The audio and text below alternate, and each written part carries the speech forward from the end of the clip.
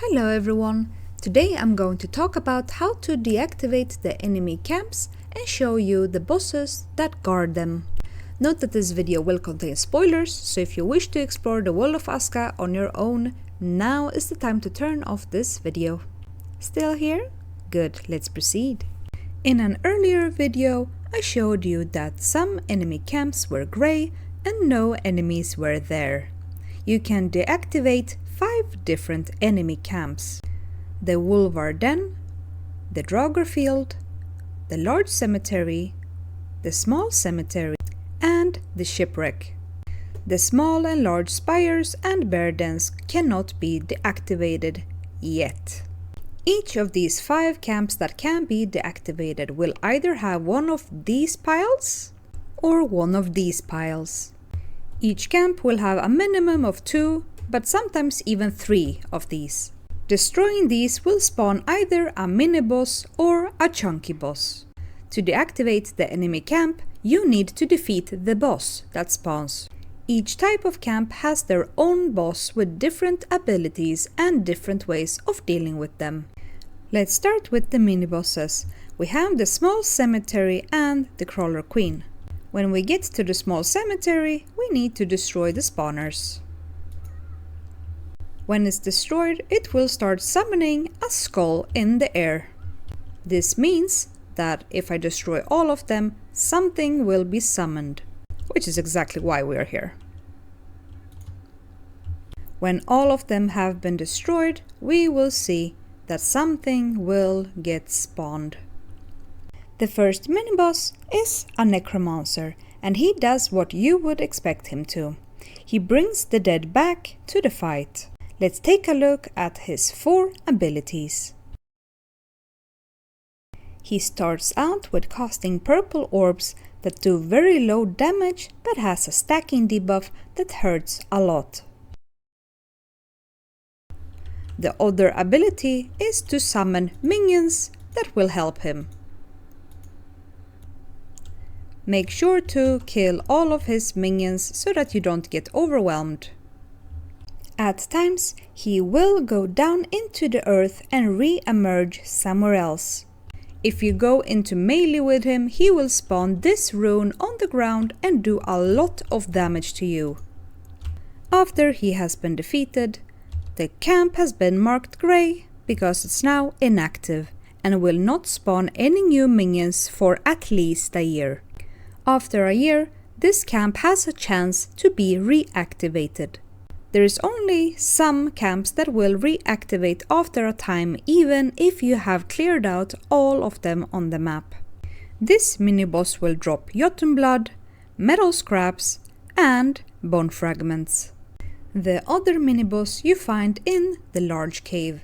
When you have mined your way into this big room, defeated all the crawlers, you will need to destroy the piles of remains so crawlers don't respawn and keep bothering your workers. Now, as you can see, here we have one of the spawners. The moment I destroyed it, we get this icon up in the air.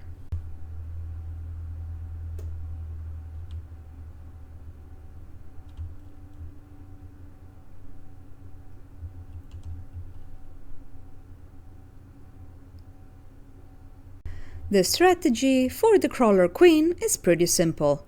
Dodge roll out of her stuff. Her attack pattern is basically trying to bite you and trying to push you to the ground.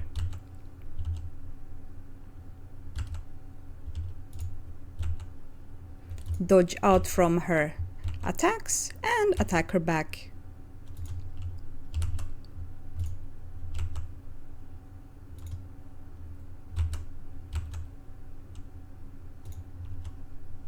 If you're daring, just take the damage in your face.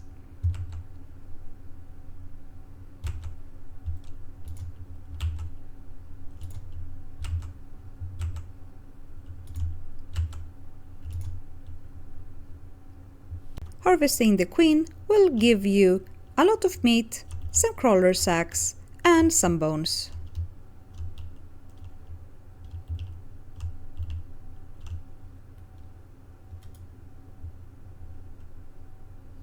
Since all the crawler spawners has been destroyed in this large cave, no more crawlers will be coming back, ever. Your miners can enjoy the rest of their life here in the mine. Now we move on to the large cemetery. At the large cemetery, we are going to summon one of the 4 mighty bosses. We welcome you, O great necromancer Skeletroll.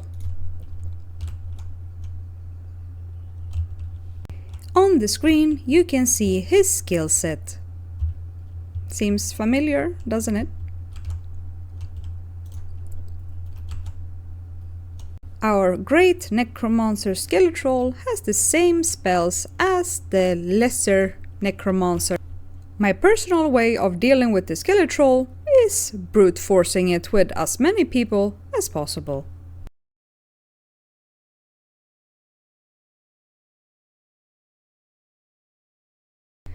What a tough fight! The large cemetery has been cleared. Not so damn tough now, are ya? Harvesting the great necromancer will give you exactly the same loot as the normal necromancer, apart from one thing. He will also drop an air artifact. The moment this one is picked up, we will unlock a new building. In the building menu category 9, we have now unlocked the air runestone. This runestone will give a lot of happiness to our villagers, so we will definitely build them later in our village. The Wolvar Den is being protected by Fenrir, a legendary wolf from Norse mythology. When summoned, he will do the same type of attacks as the other Wolvar, but will have 2 additional attacks. When we destroy the 2 piles at the Wolvar Den, Fenrir will come and try to eat us.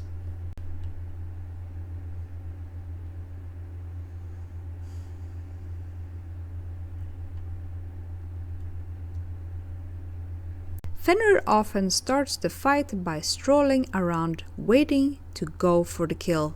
That is the start of his hunt ability, when he will launch up in the air and try to bite your skull off. Like the other Wolvar, he will pounce at you every now and then. When he takes a substantial amount of damage, he will howl and summon more Wolvar to aid him.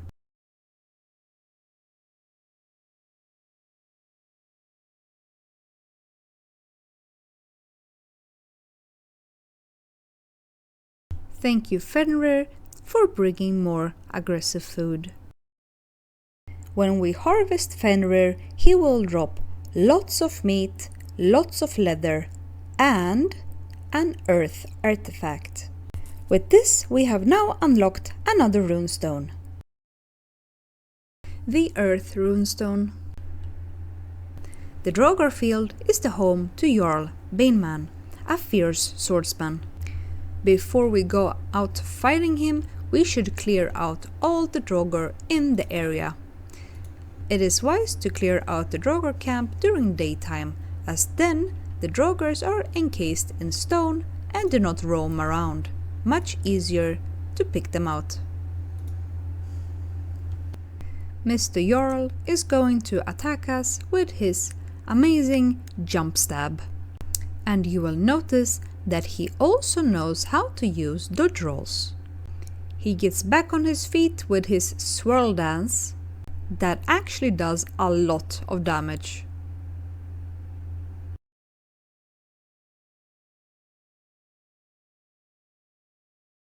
He also tries to get in a slash every now and then. I am bringing with me the cavalry, let's go! The tactic is, let's stab him before he stabs us.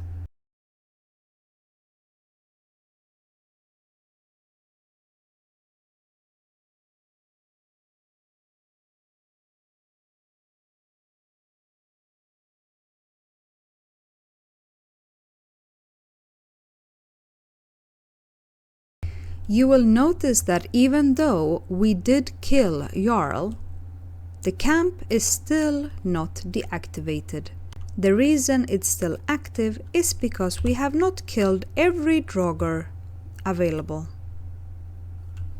In order for us to make sure it gets deactivated, we have to clean up. Sometimes it actually can be quite tricky to find all of them, because sometimes they spawn in bushes and trees.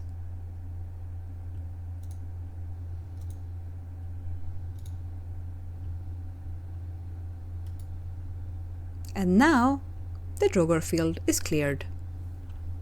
Back to Jarl. Just like all the other Drogger, he drops large stones, small stones, metal scrap, Jotun blood, weapons, and the fire artifact. When we pick it up, we will unlock the next runestone. The Shipwreck is guarded by Drogger the Relentless, an evolved version of the zombie.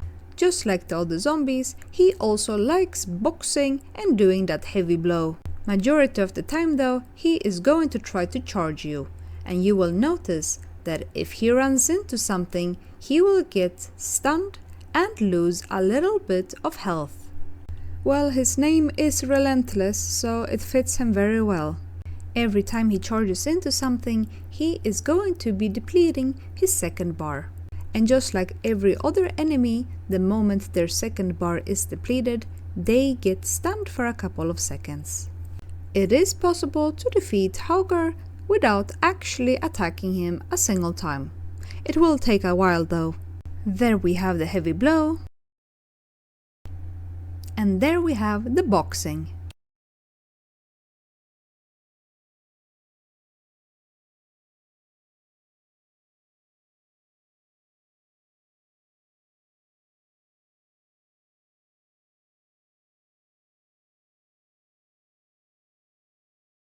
Around 3 charges is all it takes, and he will get stunned for a couple of seconds, giving you leg room to give him some extra love.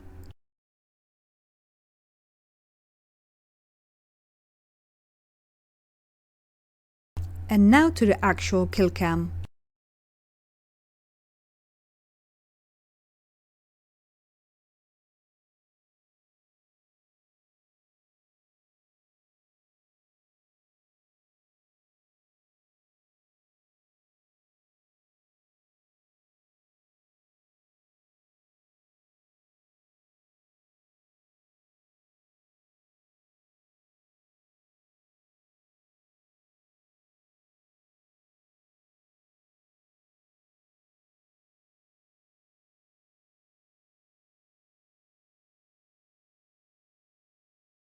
Harvesting Mr. Drogger gives us metal scraps, bone fragments, Jotun blood, and the water artifact.